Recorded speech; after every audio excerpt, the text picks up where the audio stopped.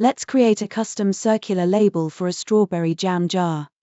Start with a blank canvas and open your image library to select a high-quality photo. Resize it by dragging the corners and position it at the bottom of the label to create a solid visual base. Next, add a text box for your main title.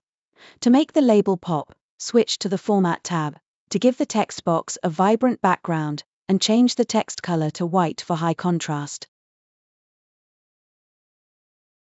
To style the font, change the typeface to something bold and modern, then bump up the size to ensure it is easily readable on a shelf. Let's add a second text box at the top.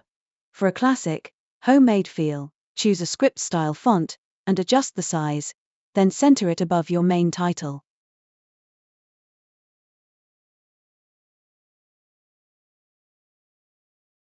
For a final personal touch, open the character map to insert emojis and icons. Once you are happy with the design, click the Print button. This will trigger a pop-up where you can choose to print a full sheet of the same design or select single labels to pick specific positions on your grid. These options come in handy when you wish to print to a partially used sheet.